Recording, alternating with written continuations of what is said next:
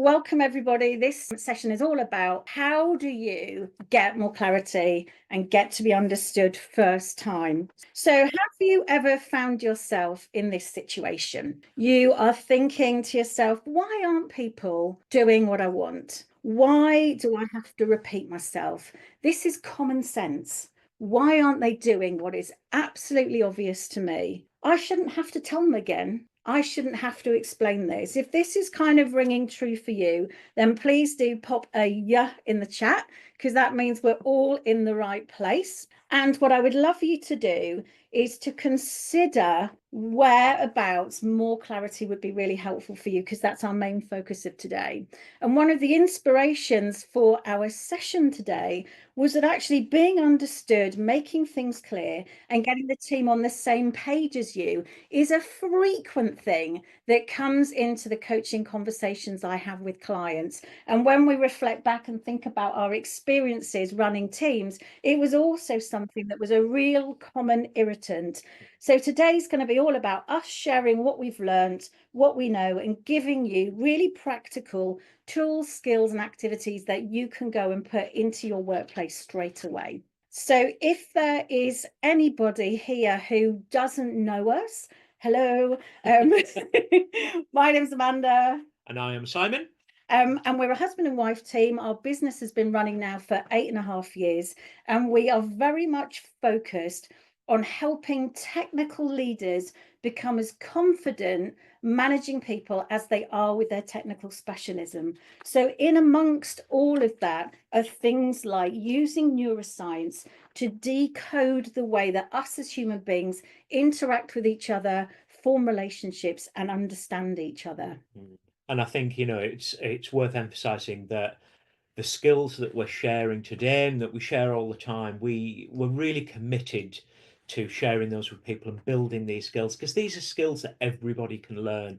There is too much said about, leaders are born, or people aren't, particularly technical specialists aren't great with people. They're not leadership material. And we think that's not right. We think this is all stuff you can learn. If I can learn it, an introverted people pleaser that got myself in all sorts of problems, if I can learn to do better, then anybody can. So let's have a little look about what we're going to run through today. So there's a few things. We're going to start by looking at where misunderstanding comes from, because if you can understand what's causing something to happen, you're better placed to sort it out.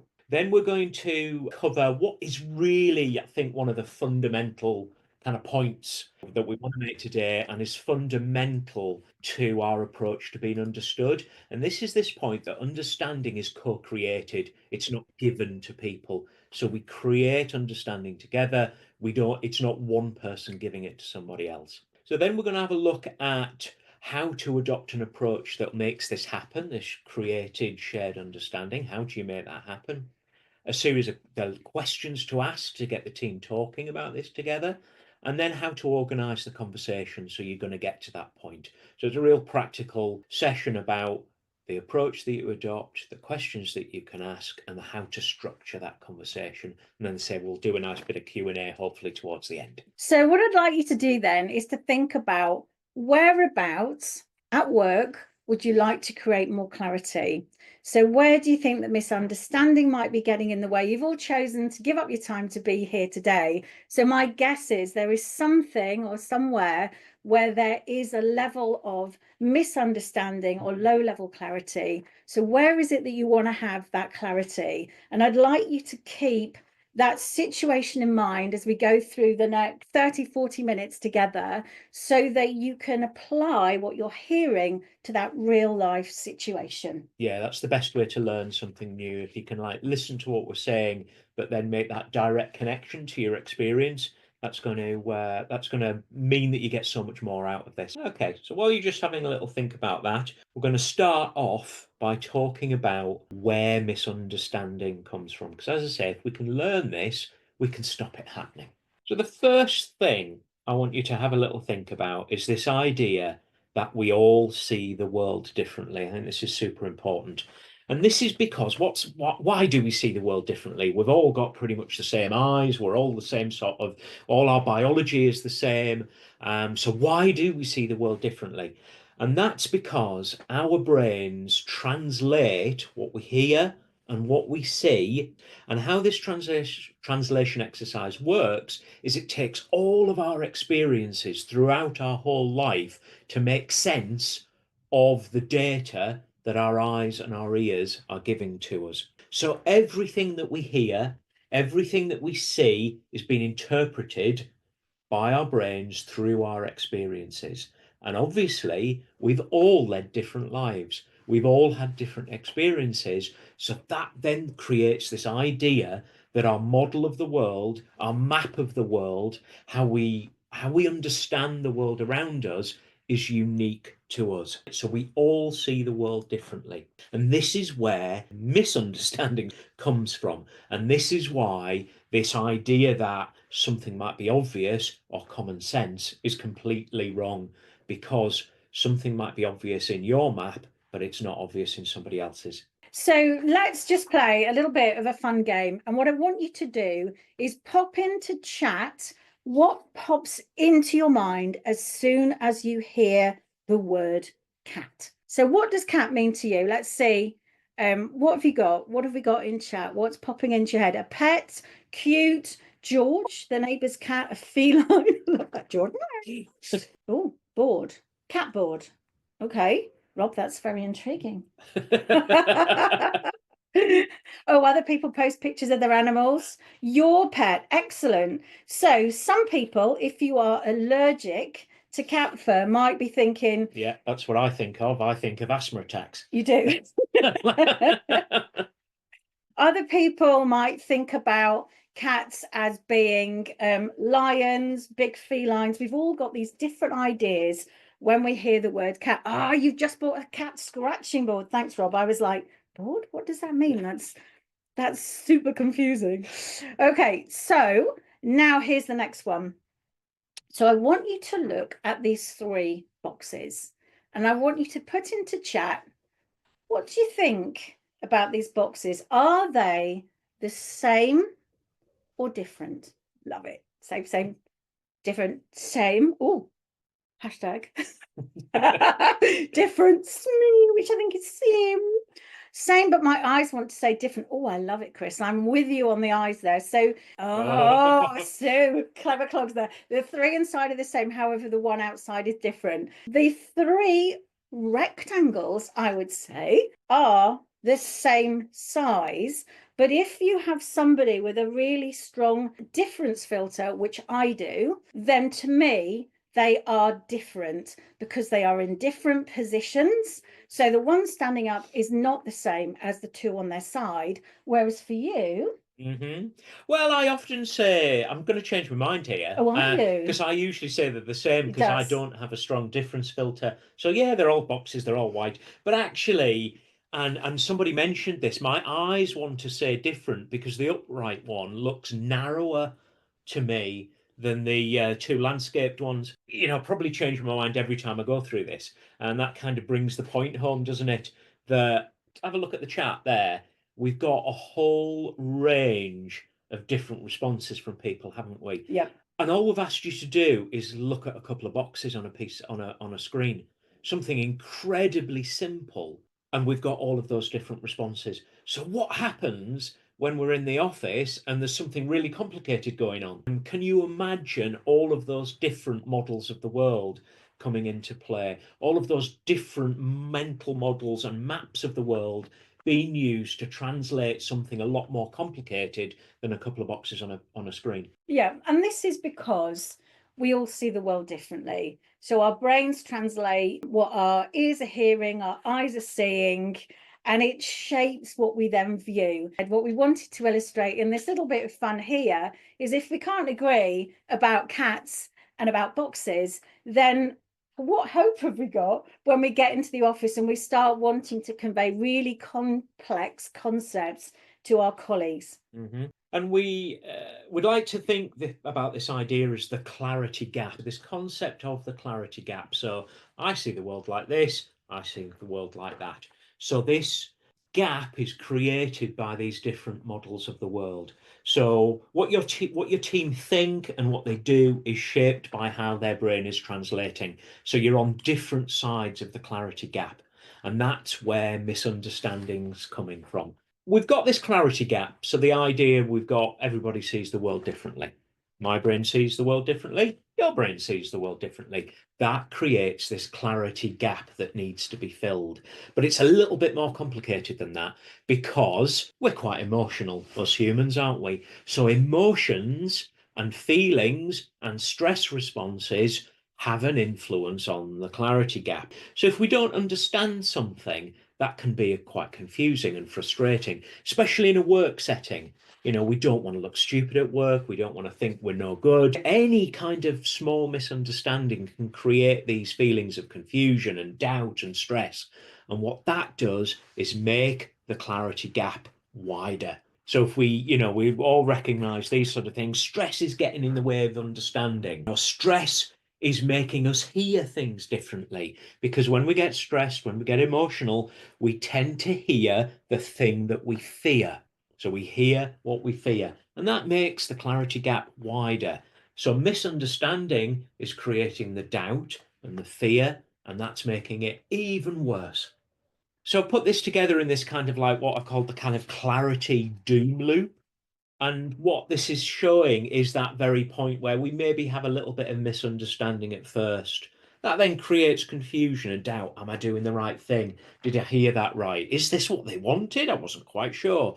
That then creates fear and mistrust. Why did they do that? Why did they? I didn't tell them to do that, and all that fear. And then once we're in that kind of fear and mistrust and confusion space, that will trigger our protection behaviors and our negativity bias will kick in. So if we're feeling a little bit uncertain, feeling a little fearful, we want to protect ourselves, and then we tend to distrust other people, particularly their intentions. Why did they say that? Why did they look at me like that? That negativity bias.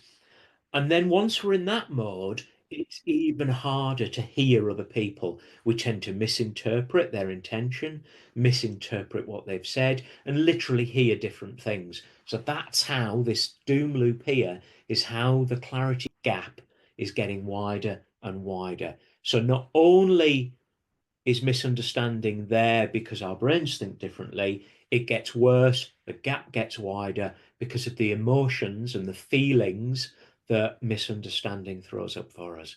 So I've got a true life and slightly daft story for you. And this is all about when I was working in a large organization and the head of corporate social responsibility, when that was first invented as a thing, decided that the way to make us greener as an organization was to reduce the number of bins that people had. So very simply, instead of having a bin under our desk, there would be one bin at the end of a bank of 3 desks. And the intention here was that if the bin wasn't under your desk, you'd be more mindful about what you put in the bin.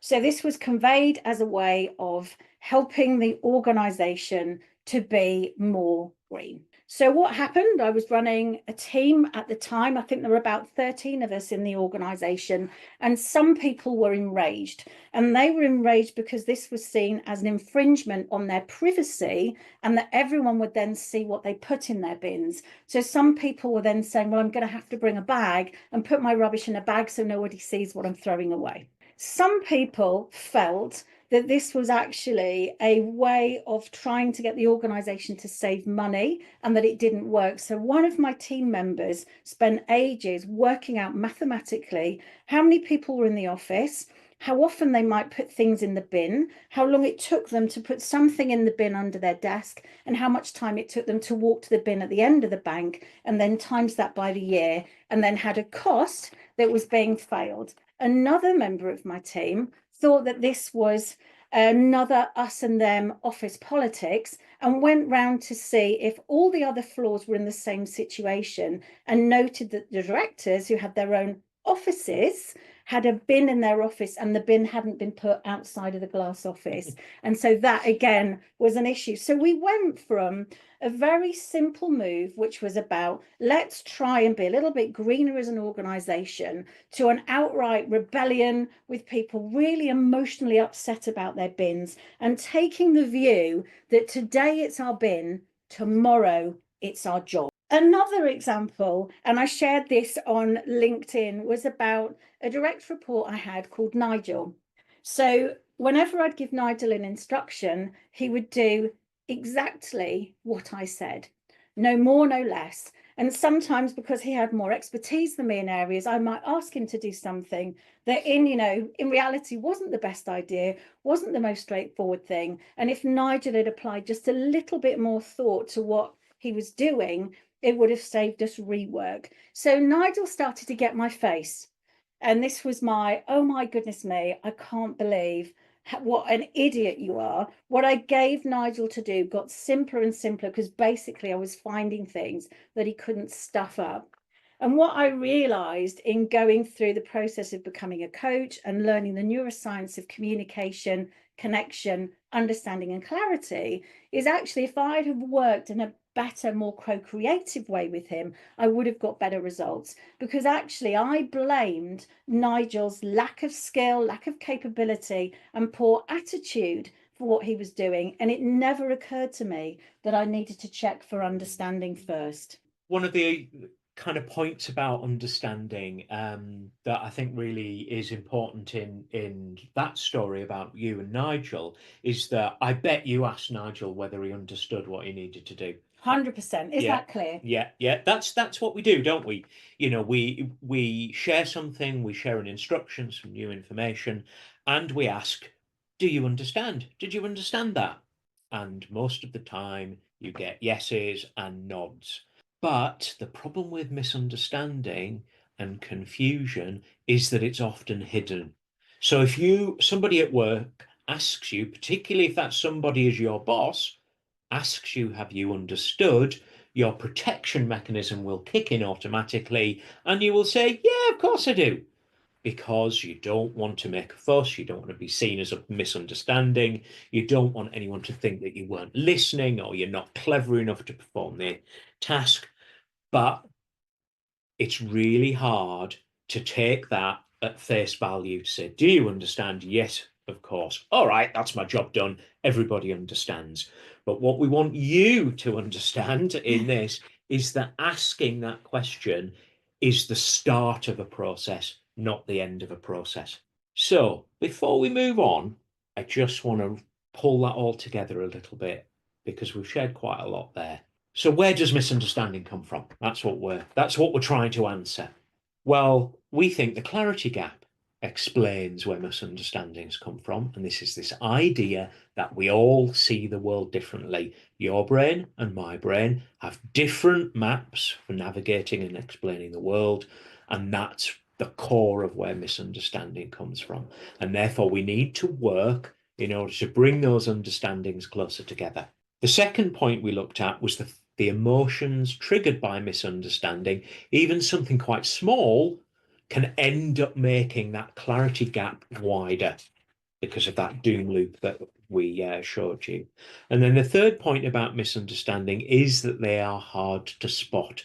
They're often hidden, and asking somebody if they've understood is never a great way of finding out whether they actually have misunderstood.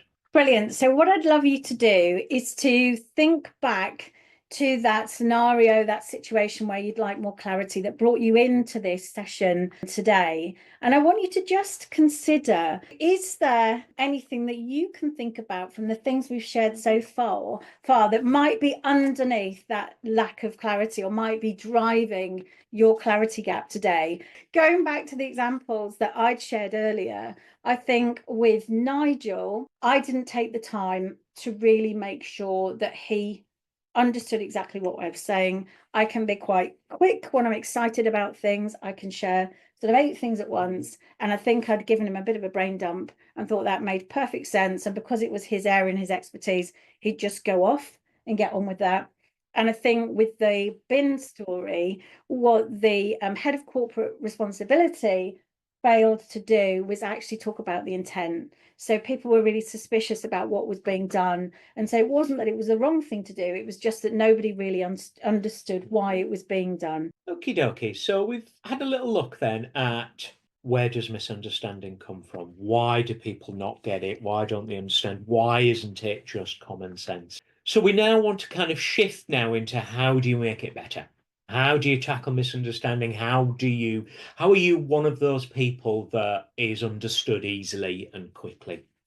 Well, we've got a process that has kind of three elements to it that we're going to talk you through. The first of those is an approach mindset that you can adopt yourself that creates the best conditions to help us understand each other and stop those emotions getting in the way and making understanding worse. So that's the kind of mindset approach to take to being understood better. Then there's the questions to get the team talking. So once you've created those conditions, you want either the person that you're talking to or the team that you're talking to, you want people to engage in conversation and get talking. And then finally, it's about pulling all of that together into a framework about how to organize your conversation. Well, that's a conversation with one person or a conversation with a team. So, mindset, questions to get everyone talking, and then a kind of frame structure for that conversation. So, that's what we're going to look at next. So, a leader that is understood has the right mindset and uses the principles to shape their action. They use the questions to start creating clarity together, and then they get everybody on that same page using the framework to kind of host that conversation. So that's what we're going to go through next. The idea behind these principles really has been inspired by my experience as a leader, where when I was working in corporate, I didn't always get people to clarify with me whether they understood what I was talking about, and I didn't get that kind of connection and understanding. And so we started to break down, well, what's different about working as a coach to working before, and how can we bring that into your practice as leaders? So we've created these principles that basically underpin how you create the right conditions to make that understanding easier. So the first condition that we've got is to understand, or the first principle is that you don't give people clarity. So clarity isn't something that if I do lots of telling, blah, blah, blah, blah, and I give it to someone, they now have that clarity. It's about working together to co-create it. And in order to co-create that clarity, we need to think about, well, what do I need to do more of?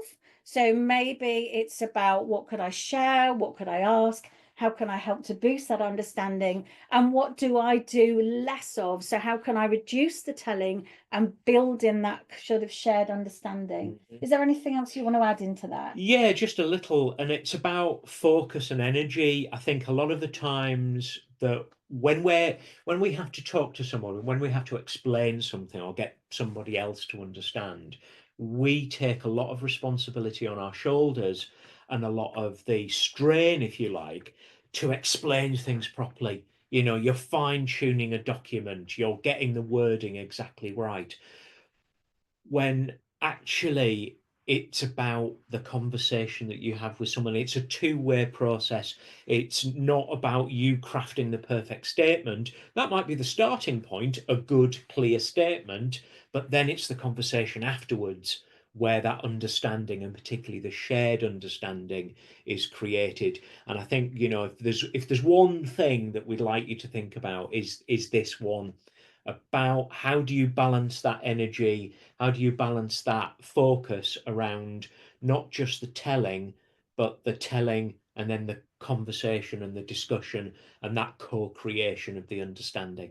I think that's the most important bit. Yeah, because I think people do, when I've coached people, they've been obsessed with getting clear themselves, but that's only part of the process. It's then about building that understanding and clarity in the other person. And I think this one's really important, this idea of you don't gift somebody understanding, you create it together. And I've, just brought back the clarity doom loop here, and co-creating shared understanding and clarity is a brilliant way to break this mechanism, break this loop, because if you're doing it together, that puts you in a different frame of mind. If I'm telling Amanda something, I've got the power and authority, which may make me feel triggered and unhappy because it's like, well, I'm not sure I understand it myself, but I've got to give the understanding to Amanda. And Amanda equally might feel I haven't the faintest idea what he's talking about, and then spin into this confusion and doubt and protection. Whereas if we're working together, shared something and go, right, okay, let's explore this, let's discuss this, let's make sure that we understand what this is all about. You just break that cycle and break that loop. In the ebook, we have got 5 principles for creating clarity. We focused on one today, which is that clarity is co-created, not given. There's also that nothing is obvious or common sense, that you need to make it safe for people to say, I don't understand. You need to be clear on what's fixed, as in this is what you must do, and what's flexible, as in where people can use their own autonomy and creativity around what's wanted.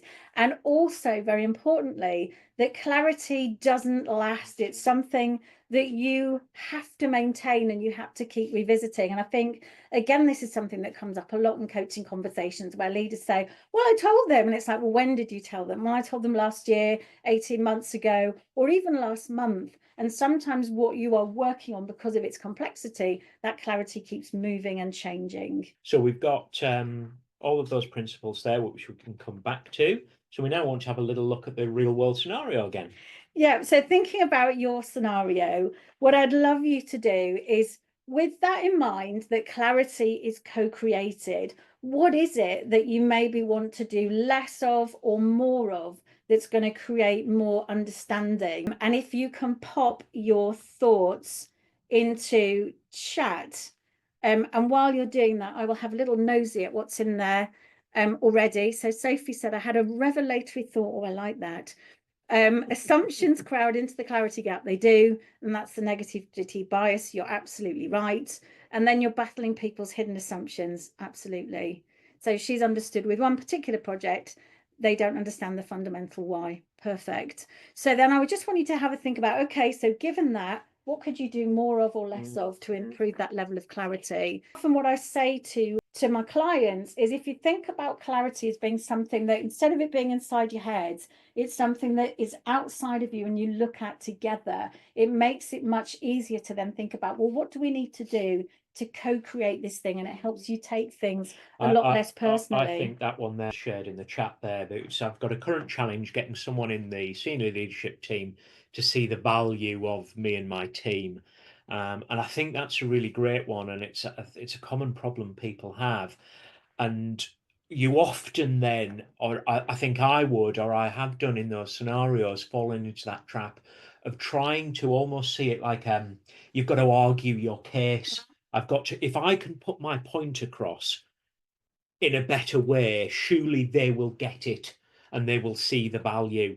Actually, what might be interesting is to flip that round here and think about, what could I share and ask in this kind of co-created sense with this person, and have a session with this person where you could look at and explore what's needed, where the value might be, what the challenges are, and come to that point of kind of shared understanding around challenges and value in the team. So we've looked there at this, the first point. So how do you make this better? How do you get understood? Well, first of all, it's those principles to kind of create the conditions, where we've shared that really fundamental one about co-creation, not telling. So do less telling and more asking and sharing. The second one is about getting either the team or people talking, and it's creating that understanding together. So this is about, what do you ask? What can you share? What can you say that will get people talking and exploring in order to create that shared understanding together? So let's share one of those questions that we've got. So the question that I'm going to offer for everyone to think about today, and it's one of the very best ones. And actually, I was in a client meeting where we were working on a really complicated project, and the client turned around and said to me, let me just repeat back what you said. So it's an absolutely brilliant tool. And essentially, what you are doing is, after you have said something, you then say to the other person, can you repeat back to me what you've heard? And what that does is it has two benefits. The first thing is it helps the receiver to share what they think they've heard. And that helps them process their understanding, because sometimes you can go, yep, I've got that. And actually, seconds later, as you're moving away from the meeting, you're like, oh my God, what did they say? What were they on about? I kind of didn't understand it. So it's a great way for helping the receiver of the information consolidate their understanding. But also it means that the giver of the information can then hear what the receiver has said and see whether it actually aligns. So it's a brilliant tool for building on that co-creative process. And this isn't, you're not doing it like a parent to a naughty child, like, have you heard what I've said? This is like a gentle invitation to, just repeat back what you've heard. Let's make sure that what I'm saying is making sense to you. So can you repeat back what you've said? Yeah, and I think another good thing to think about that makes this question even more powerful is ask the person to use their own language. So what you don't want to do is for them to like parrot back exactly what you've said in exactly the same words that you have used. What you want is them to process in their head using their model of the world, their map of the world, to process what you've said and repeat it back in their own way and in their own language, because then that they've really thought about it and engaged with it, and then you can hear it in a different voice. And so often you will think, okay, hang on a minute, I know that's what I said, but I didn't really mean that at all. So that's that dual benefit that Amanda has talked about. So can you repeat back what you heard is the perfect question to replace have you understood. So don't ask have you understood, ask this one instead. So we've got there, that was just one that we've shared today. We didn't want to bombard you, but we do have 5 other brilliant questions that get people talking about understanding. So again, we've got that first one there, can you repeat back what you've heard? But we've also got what does good look like, which gets you anchored in the definition of good and what you're trying to achieve. And then you've got what else, which expands thinking and that kind of gives that permission for someone to share their second, third, and fourth thought rather than just the first one. Then what specifically?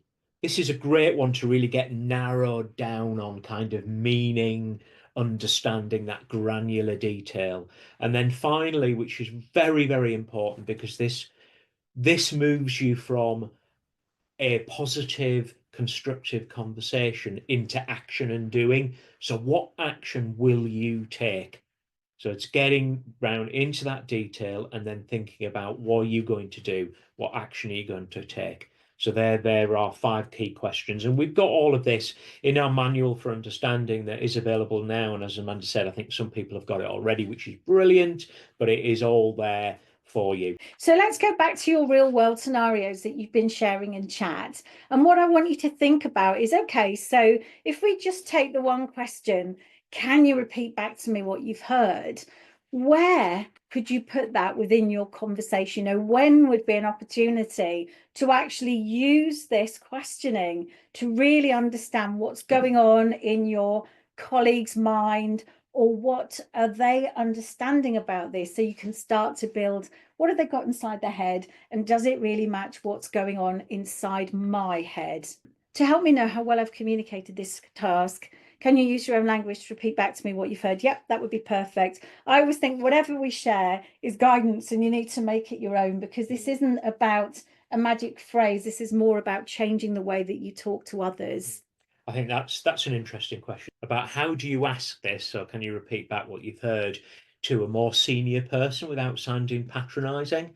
The essence of the question is to get the other person to properly think about what you've been talking about and to process it in their own way, and then to verbalize what they've been thinking about. So it's thinking about how do you do that in a way that's not patronizing. I mean, I get it. That kind of the way we phrased it at the moment is kind of has the scenario of you're passing on some sort of instruction. But if it's about getting opinion It's about getting their views. There might be a different way to pose it. And it could be things like the way that you frame it. So it's really important that I understand what's in your head, because that will then feed Yeah. into the ego and status of the senior person.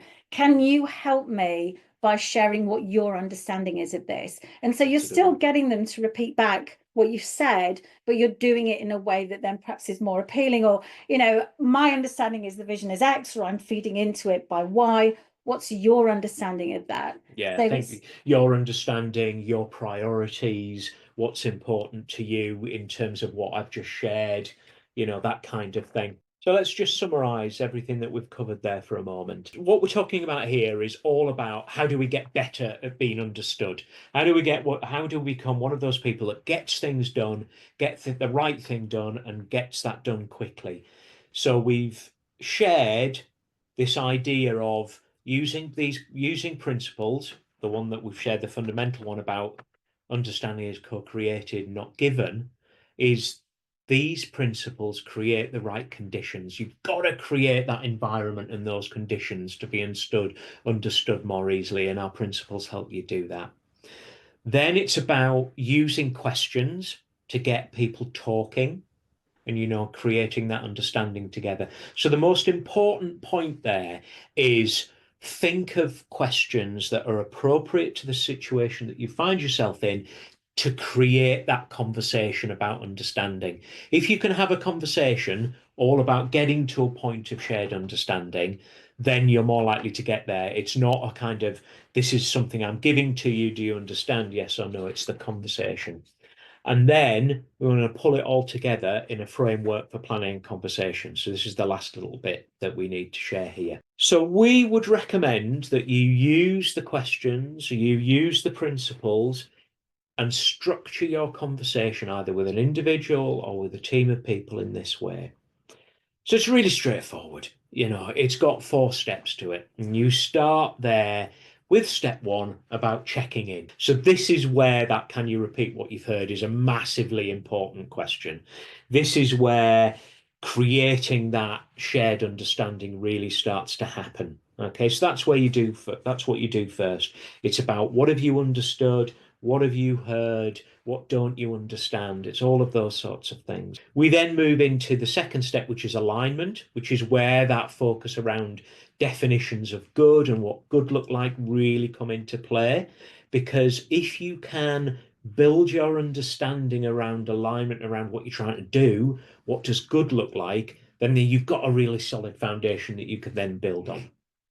The third and fourth steps are about getting then into that kind of testing some assumptions. Are we, you know, getting into that detail, confirm things, particularly actions. This is getting into that granular detail. What specifically, what are you going to do? That's what step 3 is about. And then we get into that final one around reinforce, which is about how are we going to check in? How are we going to be accountable? How are we going to see what progress is like? How are we going to spot if things start to drift? So that's that forward looking and forward planning part of the conversation. So there are 4 steps there. Okay, and in the manual or the ebook, we've then got this in a little bit more detail. So I am working with a senior leader at the moment, and they have a team that, despite 2 years of trying to encourage them to change and adopt a new way of working, this team hasn't moved forwards. So when I was talking to this leader about it, I'd asked him, first of all, do you think that the team are clear about exactly what they're supposed to do? What came out from our conversation was that no, he's not clear. So that ability to come together in that check-in, this is where we're headed, this is what we're looking for, this is my vision of good. Can we hear back from everyone else? What do you think that looks like for you? What does this mean in practice? What do you expect your team to be doing differently? And what are our first thoughts about this change that we're proposing? So in that conversation of setting out the stall of what that change is, it's then about pulling out what people are saying and seeing whether other people's vision aligns with your own vision, so that everybody around the table, although you might be talking about some broad concept like becoming more agile or becoming more commercial or greater professionalism, you are pulling out and clarifying, what does this look like? You know, what does good mean for you? And then seeing where there are those gaps in understanding, how you can plug them, and what is needed to make sense of that. So that's the checking in to get clear, and then the alignment. And then in that test and confirm, it's once you've got that sense of, okay, so what we're aiming for is, let's say, for example, we're going to be more agile. We're going to adopt agile principles. We're going to change the way that we work. Can you talk me through what your next step is going to be? What specifically will you do? What specifically does this mean for your team or your sub team or for this particular project? And so you can use that then to really get clear now, not only that they've got it conceptually and they've got a shared sense of that endpoint, but also in terms of the actions that they're planning on taking will make sense and align to that endpoint that you've agreed. I think that step 3 is not just about doing an actions list.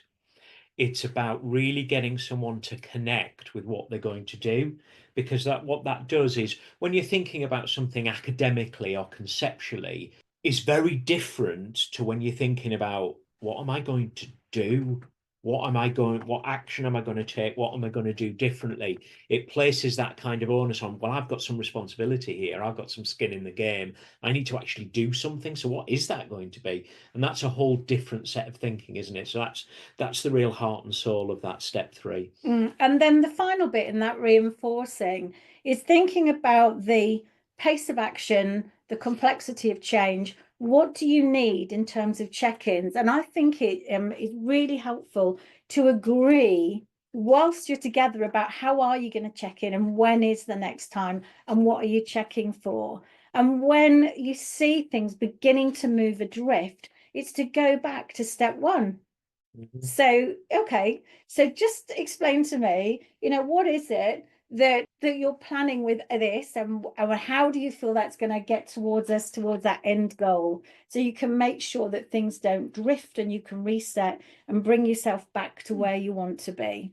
If you would like the manual or the detail, then we will be emailing you at the end of this with a link, so you can get hold of that. A lot of you on the call today are wonderful Juice subscribers. Thank you all so much for your support. If you are not yet a subscriber, then we send out every 2 weeks. We try and make it really short, really practical, really useful. So it's a little dose of something that you can use and apply at work to make things even better in the way that you communicate and deliver things with others. If you think, this is great, please can you come and do this talk to my team? Just email me talk and we can arrange that. Questions. How do you create a constructive conversation if there's already mistrust and hostility in the relationship? I love that question. It's a really good one. And again, it may be about, so if you take this idea of the thing that you want clarity as being something that's separate from you. So let's pretend our notes are clarity. If we take that and we're both looking at it. So I love to encourage my clients to have artifacts. So these are physical things that you can look at together. So we're not looking at each other, which can be then very confrontational. We're looking at the thing we want to be clear on. And when you work in that way, it often helps to take some of the heat and the mistrust out of the conversation. And also my other top tip would be is to start from the space of neutrality. So let's clear the decks, let's start again, and let's see if we can really make sure we've got a shared sense of clarity. And you kind of own up to the fact that I may not be as clear as I thought we were. And in order to build this understanding together, let's take our artifact of clarity and begin to build that shared definition together. And I think the thing I would just add into that would be processing your emotions before you dive into trying to have that conversation and resolve anything. Because you can't change how somebody else feels, but you can change how your feelings and your emotions and process those. So it's not about dismissing how you feel or pretending that's not important. It's about processing that and you coming to terms with that so it doesn't get in the way of the conversation. As a facilitator, how to hold people within the agenda of discovering and committing to the improvement that should be happening. I think the key word there is should. So should often is about assumptions and about guilt and about judgment. So again, I would take the improvement as being this artifact that we look at together, and then think about how do we co-create and get that understanding about what the improvement is, and use some of those questions that we've shared, because I think you've got the book, haven't you? So use the framework and use the questions to build that shared understanding. Yeah, and perhaps as well, what that question makes me think about is that, is there a solid foundation of that agreement of good? Because that, the improvement that should be happening, that maybe indicates that doubling down and revisiting all of that. What are we doing here? What are we trying to achieve? What's good? And I think spending a little bit more time on kind of recentering, I guess, would be a way of just recentering on everybody on the, what are we doing here? What are we achieving here? What's our end point look like? What does brilliant look like? And getting really agreed on that, and then moving forward. I would love everybody, if you could, to just pop into chat one thing that you're going to take away from today. So just have a think, out of everything we've shared over the last 58 minutes, what are you going to take away today? What's one thing that you can maybe put into action or use? What's one thing that's really resonated with you and made you think, oh, actually, this has made my time with you today worthwhile?